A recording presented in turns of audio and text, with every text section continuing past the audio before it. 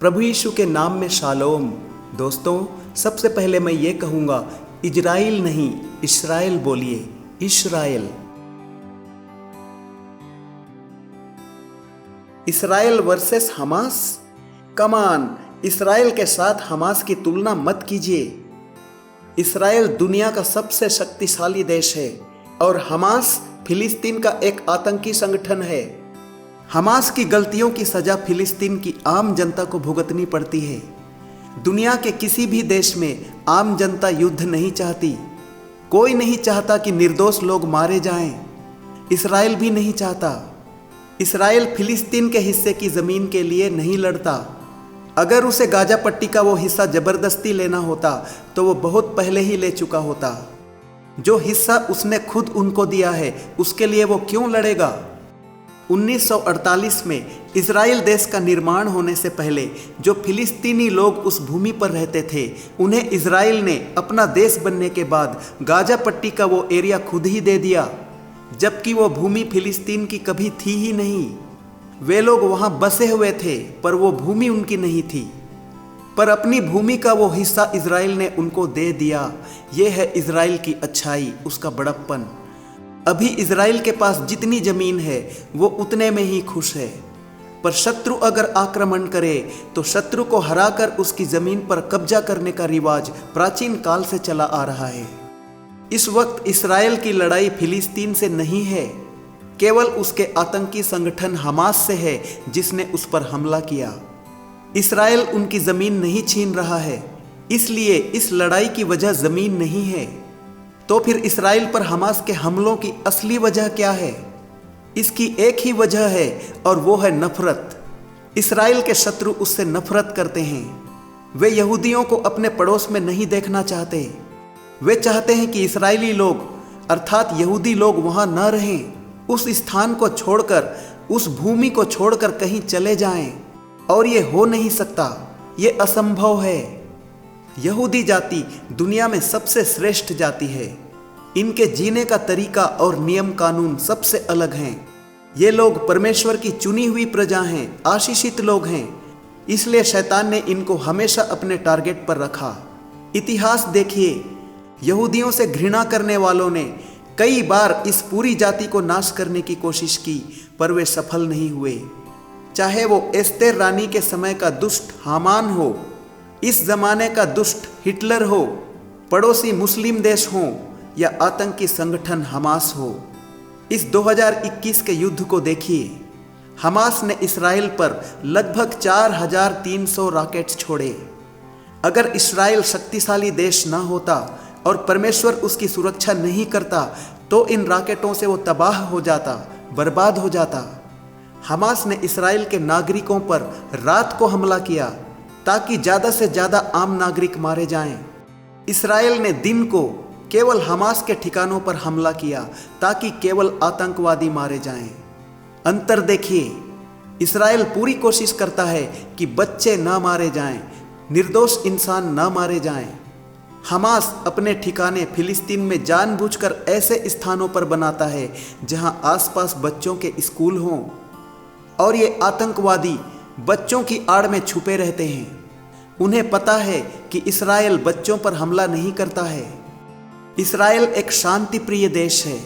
वहाँ के लोग उच्च शिक्षित हैं। दुनिया के बेस्ट डॉक्टर्स, इंजीनियर्स, साइंटिस्ट्स इस्राएल में हैं। वहाँ की आम जनता खुशहाल है और वे शांति से रहना चाहते हैं। हमारे देश में जैसे पंजाबी लोग बड़े हंसमुख और जिंदा दिल हैं, इस्राएली लोग भी ऐसे ही हैं। इस्राएली लोग जिंदा खुदा की इबादत करते हैं, पर मसीह के विषय में इनकी आंखें खुलना बाकी है। बाइबल की भविष्यवाणियों के अनुसार बहुत जल्दी वो समय आ रहा है जब सारा इस्राएल स्वीकार करेगा कि सर्वशक्तिमान परमेश्वर ने खुद को प्रभु यीशु मसीह के रूप में संसार पर प्रकट किया। वो यीशु जिसने मानव जाति का उद्धार करने के लिए परमेश्वर होकर भी मनुष्य बनकर इस्राएल में जन्म लिया। 7 साल के महाक्लेश काल के बीच में इनकी आंखें खुलेंगी और तब ये समझेंगे कि उनके साथ झूठा शांति समझौता करने वाला वास्तव में झूठा मसीह है, एंटी क्राइस्ट है। और 2000 साल पहले कुंवारी मरियम से बेथलेहम में जिसने जन्म लिया, वो यीशु ही असली मसीह है, सच्चा मसीहा, जिसे उन लोगों ने नहीं पहचाना। उस समय वे रोएंगे और पश्चाताप करेंगे, और महाक्लेश काल का समय पूरा होते ही पृथ्वी पर यीशु का द्वितीय आगमन होगा। इस बात पर ध्यान दीजिए, पहला हमला इस्राएल के शत्रुओं की ओर से होता है। 1948 में इस्राएल देश का निर्माण होते ही कुछ अरब देशों ने, मुस्लिम देशों ने मिलकर उस पर हमला किया, पर नए जन्मे हुए इस्राएल देश ने उनको हराकर उन्हें लज्जित किया। 1967 में 1967 में कुछ अरब देशों ने, मुस्लिम देशों ने मिलकर फिर से इस्राएल पर हमला किया, और इस्राएल ने फिर उनको हराकर 6 दिन में ही इस युद्ध को समाप्त कर दिया। फिलिस्तीन का आतंकी संगठन हमास जब रात को हमला करता है तो इस्राएल पहले अपनी रक्षा करता है और सुबह होने के बाद दुश्मनों से बदला लेता है, या कहना चाहिए कि उन्हें सबक सिखाता है। इस्राएल हमास के ठिकानों की पहचान करके उन पर तुरंत हमला नहीं करता। विशेषकर बच्चों की सुरक्षा के कारण फिलिस्तीन की आम जनता को इस्राएल कुछ समय देता है ताकि वे हमास के ठिकानों के पास से दूर चले जाएं। इस्राएल के बारे में ये बात पूरी दुनिया जानती है कि इनकी खुफिया एजेंसी मोसाद के ब्लैक लिस्ट में अगर कोई आ जाए तो ये लोग उसे जिंदा नहीं छोड़ते, उसे ढूंढकर खत्म करते हैं, चाहे वो दुनिया में कहीं भी छुपा हो। एक बार इनके कुछ शत्रुओं ने इनके एक प्लेन को हाईजैक किया और इनके कुछ खिलाड़ियों को मार डाला, और उसके बाद वे दुनिया में इधर उधर छुप गए, और मोसाद के एजेंट्स ने उनमें से एक एक को ढूंढ कर मार डाला। कोई देश या आतंकी संगठन इस्राएल पर हजारों रॉकेट्स गिराए, वो भी रिहायशी क्षेत्रों में आम नागरिकों पर, तो क्या इस्राएल जैसा शक्तिशाली देश चुप रहेगा? इस्राएल बहुत छोटा देश है पर सबसे ताकतवर देश है, क्योंकि परमेश्वर इस देश की रक्षा करता है। बाइबल बताती है कि इस्राएल परमेश्वर की ओर से आशीषित है। जो इस्राएल के लिए आशीष बोलेगा, परमेश्वर उसे आशीष देगा, और जो इस्राएल को श्राप देगा उसी पर श्राप आएगा। इस्राएली लोग धर्मी अब्राहम का वंश हैं, वे परमेश्वर की चुनी हुई निज प्रजा हैं। जब यीशु मसीह पृथ्वी पर था तो इस्राएल को सुसमाचार सुनाना उसकी प्राथमिकता थी। परमेश्वर की दया बहुत बड़ी है, उद्धार की योजना सबके लिए है, सब मनुष्यों के लिए, पर उद्धार पहले यहूदियों के लिए है, उसके बाद अन्य जातियों के लिए है। यह तो परमेश्वर का अनुग्रह है कि जो कोई यीशु का नाम लेगा वह उद्धार पाएगा। यीशु या यीशुआ नाम का अर्थ ही उद्धार है, साल्वेशन। इस्राएलियों पर परमेश्वर की विशेष कृपा क्यों है? इसका उत्तर बाइबल में है। इस्राएलियों का मूल पिता अब्राहम सच्चे और जीवित परमेश्वर पर विश्वास करने के कारण परमेश्वर की दृष्टि में धर्मी ठहरा, और वह परमेश्वर के लिए विश्वास योग्य रहा। अब्राहम, उसका बेटा इसहाक और इसहाक का बेटा याकूब, ये धर्मी लोग थे और परमेश्वर के साथ चलते थे। परमेश्वर ने उनके साथ वाचा बांधी कि वह उनकी संतानों को आशीष देगा। परमेश्वर ने याकूब का नाम बदलकर उसका नाम इस्राएल रखा, और उसकी संतानों को उसने आशीष दी। इसीलिए इस्राएली लोग आशीषित हैं। वे जिंदा परमेश्वर यहोवा की आराधना करते हैं। जिस भूमि पर वे बसे हुए हैं वह भूमि उन्हें परमेश्वर ने दी है। बाइबल बताती है कि वह भूमि परमेश्वर ने अपने भक्त अब्राहम को और उसकी संतानों को दी है, इसलिए उस भूमि पर किसी और देश या जाति का हक नहीं है। भजन 24:1 में लिखा है कि सारी पृथ्वी यहोवा की है, परमेश्वर की है, क्योंकि उसी ने पृथ्वी को बनाया है। सारी जमीन के मालिक परमेश्वर ने अपनी जमीन पर जहां चाहा वहां अपनी प्रजा इस्राएल को बसा दिया। अब जो भी उस जमीन के लिए लड़ता है वह परमेश्वर से लड़ता है। परमेश्वर ने वह भूमि धर्मी अब्राहम और उसके वंश को दी, पर एक के बाद एक अलग अलग साम्राज्य उस भूमि पर कब्जा करते रहे। यीशु जब पृथ्वी पर था उन दिनों में उस भूमि पर रोमी लोगों का, रोमन साम्राज्य का कब्जा था। उस भूमि पर सबसे अंत में ब्रिटिश लोगों ने कब्जा किया था, और 14 मई 1948 में ब्रिटेन ने अचानक अपना कब्जा हटाकर उस भूमि को तुरंत एक स्वतंत्र राष्ट्र घोषित कर दिया, इस्राएल। इतिहास में पहले कभी ऐसा नहीं हुआ, इस प्रकार और कोई देश नहीं बना। यशायाह 66:8 में लिखी हुई ये भविष्यवाणी पूरी हुई। कि एक ही दिन में इस्राएल देश उत्पन्न होगा। क्षण भर में यह राष्ट्र अस्तित्व में आ जाएगा। ये आश्चर्य की बात है कि लगभग 2000 वर्षों तक इस्राएल देश अस्तित्व में नहीं था। यहेजकेल 37:21 परमेश्वर ने अपने इस वचन को पूरा किया। देखो, मैं इस्राएलियों को उन जातियों में से लेकर जिनमें वे चले गए हैं चारों ओर से इकट्ठा करूंगा और उनके निज देश में पहुंचाऊंगा। देश था ही नहीं पर तुरंत बन गया। 1947 में हमारा देश भारत ब्रिटेन की गुलामी से आज़ाद हुआ। 1948 में इस्राएल राष्ट्र अस्तित्व में आया। इस्राएल ऑफिशियली एक देश बना।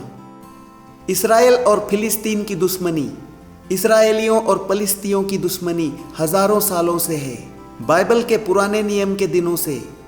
हम सबको पता है कि गोलियत नाम के एक फलिस्ती योद्धा ने इस्राएल की सेना को ललकारा था और उसे दाऊद नाम के एक नौजवान ने मारा था जिसके ऊपर परमेश्वर का अभिषेक था।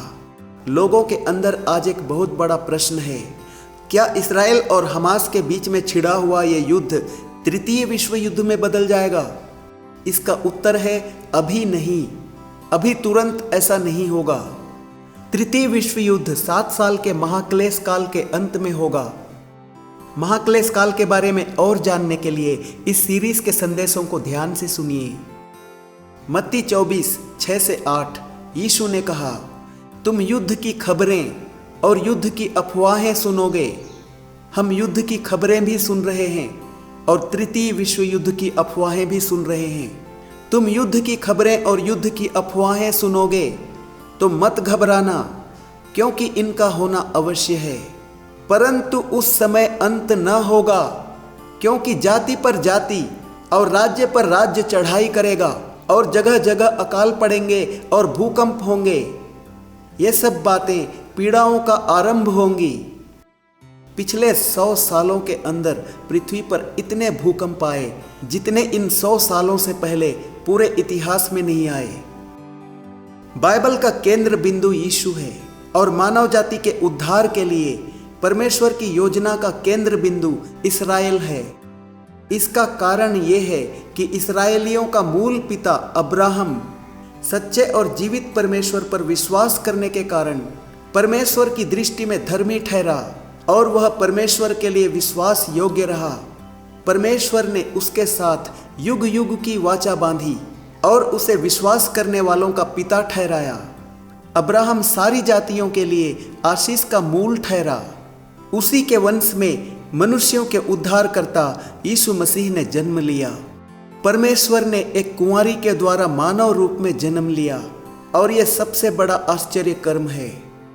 तो आप समझ गए, इस संसार का उद्धारकर्ता प्रभु यीशु मसीह यहूदी जाति में से निकला। इसीलिए इस जाति से शैतान घृणा करता है और यहूदियों के प्रति दूसरे लोगों के अंदर वो नफरत भरता है। फिर भी इस्राएल से घृणा करने वाले इस्राएल के शत्रु उसका कुछ नुकसान नहीं कर सकते, क्योंकि परमेश्वर इस्राएल की रक्षा करता है। इस्राएल आशीषित देश है, शक्तिशाली देश है। इस्राएल टेक्नोलॉजी में सबसे आगे है।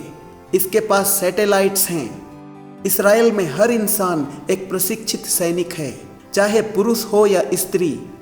और ये देश साल में पूरे 365 दिन युद्ध के लिए अलर्ट रहता है, सावधान रहता है। इस्राएल का मोसाद दुनिया की सबसे खतरनाक और सबसे शक्तिशाली खुफिया एजेंसी है। इस्राएल के पास जो हाईटेक हथियार हैं वे किसी और देश के पास नहीं हैं। इस्राएल के पास जो आयरन डोम डिफेंस सिस्टम है, एंटी मिसाइल डिफेंस सिस्टम, वो दुनिया में किसी और देश के पास नहीं है। इसे आसानी से एक ट्रक में एक जगह से दूसरी जगह तक ले जाया जा सकता है। इस्राएली सेना इसके जरिए शत्रुओं के रॉकेट्स को, मिसाइल्स को अपनी ज़मीन पर गिरने से पहले ऊपर आकाश में ही ब्लास्ट करके ख़त्म कर देती है। इस्राएल ने अपने नागरिकों की सुरक्षा के लिए जगह जगह ज़मीन के नीचे बंकर्स बना के रखे हैं। खतरे के समय सायरन बजाकर अपने नागरिकों को अलर्ट किया जाता है और वे अपने आसपास के बंकरों में चले जाते हैं। सुरक्षा की दृष्टि से देखें तो इस्राएल सबसे सुरक्षित देश है, टेक्नोलॉजी में सबसे आगे है और इन्वेस्टमेंट की दृष्टि से सेफ है। चारों तरफ से दुश्मन देशों से घिरा होने पर भी ये देश परमेश्वर के द्वारा सुरक्षित है। हमारी क्या जिम्मेदारी है? इस्राएल के लिए प्रार्थना करना। यरूशलेम की शांति के लिए प्रार्थना कीजिए। पूरे इस्राएल की शांति के लिए प्रार्थना कीजिए। जब आप इस्राएल के लिए आशीष बोलेंगे तो परमेश्वर आपको आशीष देगा, क्योंकि ये परमेश्वर का वादा है। महाक्लेश काल की आहट सुनाई दे रही है। वो समय ज्यादा दूर नहीं है, पर वो समय अभी शुरू नहीं हुआ है। इसलिए प्रार्थना कीजिए कि इस्राएल और हमास के बीच में फिलहाल और युद्ध न हो और दोनों देशों के नागरिक सुरक्षित रहें, आम जनता सुरक्षित रहे। युद्ध से किसी का भला नहीं होता। दोनों देशों में जान माल की हानि होती है। बहुत से निर्दोष लोग मरते हैं। निर्दोष स्त्रियों और बच्चों की मौत से किसे खुशी होती है? किसी इंसान को खुशी नहीं होती, केवल शैतान खुश होता है। उसे खुश मत कीजिए, युद्ध मत कीजिए। I feel equal pain for the innocent people being killed in both countries. खुदा ने हमें जीने के लिए सृजा है, एक दूसरे को मारने के लिए नहीं।